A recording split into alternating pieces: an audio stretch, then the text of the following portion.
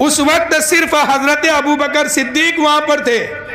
اور حضرت ابو بکر صدیق جو ہے کبھی دائیں جاتے تھے، کبھی بائیں آتے تھے، کبھی سامنے آتے تھے، کبھی پیچھے جاتے تھے، اور عرض کرتے تھے یا رسول اللہ، یا حبیب اللہ، ہم دائیں اس لیے آتے ہیں کہ کوئی تیر آپ کو دائیں سے نہ لگے یا رسول اللہ، ہم تو پیچھے اس لیے آتے ہیں کہ پیچھے سے کوئی پتھر کا وار نہ ہو جائے یا رسول اللہ، ہم تو سامنے اس لیے آتے ہیں کہ پہلے لگے تو ابو بکر صدیق کے سینے کو لگے، آپ کو نہ لگے یا رسول اللہ، ہم تو پیچھے اس لیے آتے ہیں کہ پیچھے سے کسی ظالم کا وار نہ ہو جائے یا رسول اللہ۔ ابو بکر صدیق نے وہی پر جواب دے دیا ہے، اے لوگوں، نبی پاک کے نام پر خون کا قطرہ دینا یہی قربانی ہے، نبی پاک کے نام پر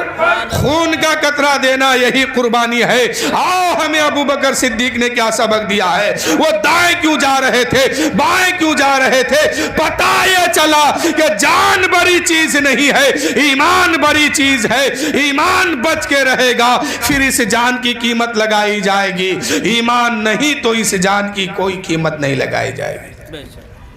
تو ہم سب کو جان سے بھی زیادہ اپنے رسول سے محبت کرنی ہے۔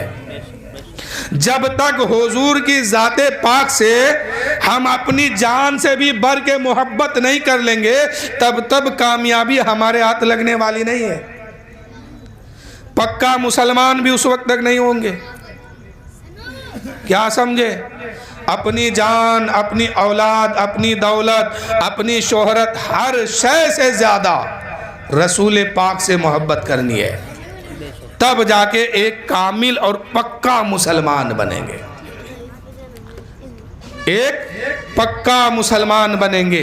اس لیے کہ حضور سے محبت دین حق کی شرط اول ہے، اسی میں ہو اگر خامی تو سب کچھ بیکار ہے، نامکمل ہے۔ اللہ تعالیٰ قرآن مقدس میں کیا فرمایا؟ لَقَدْ كَانَ لَكُمْ فِي رَسُولِ اللَّهِ أُسْوَةٌ حَسَنَةٌ کہ اے میرے بندے،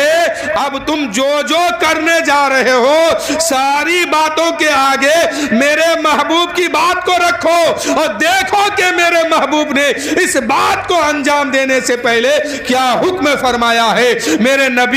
نبی کی شریعت کیا ہے، نبی کا قانون کیا ہے۔ جب اس قانون پر عمل کر کے ہم کوئی کام کو انجام دیں گے، وہ سنت بھی ادا ہوگی، اور سنت پر جب عمل ہم کر کے اس کام کو کریں گے، یقیناً اس کام میں کامیابی بھی ملے گی، اور وہ کام اللہ کی بارگاہ میں قبول بھی ہوگا۔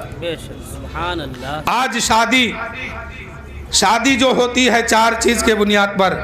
دولت کی بنیاد پر، حسن کی بنیاد پر، خاندان کی بنیاد پر، اور دین کی بنیاد پر۔ آقا کریم نے دین پر توجہ فرمایا ہے۔ میرے دوستو، اگر دولت ہے دین نہیں تو یہ رشتہ بیکار ہے، اگر دولت ہے دین نہیں تو بیکار ہے، خاندان اچھا ہے لیکن دین نہیں ہے تو وہ بھی بیکار ہے، خوبصورت ہے اگر دین نہیں ہے تو وہ بھی بیکار ہے، اور دین ہے تو کچھ نہ ہو تو بھی ٹھیک ہے۔ اس لیے کہ ہم دین پر توجہ دیتے ہیں، ہمارا قانون ہے کہ ہم دین پر چلیں، نبی کی شریعت ہے کہ دین پر عمل کریں۔ اب اگر دین کے ساتھ ساتھ حسن والی ہو تو اور اچھا ہے، دین کے ساتھ ساتھ دولت والی ہو اور اچھا ہے، دین کے ساتھ ساتھ خاندان والے ہو تو اور اچھا ہے، لیکن سب سے پہلے جو ہے توجہ ہمیں دین پر رکھنی ہے۔ دین ہے سب کچھ ہے تب تو ٹھیک ہے، اگر دین نہیں سب کچھ ہے تو بیکار ہے۔ کیا سمجھے کہ خاندان اچھا ہے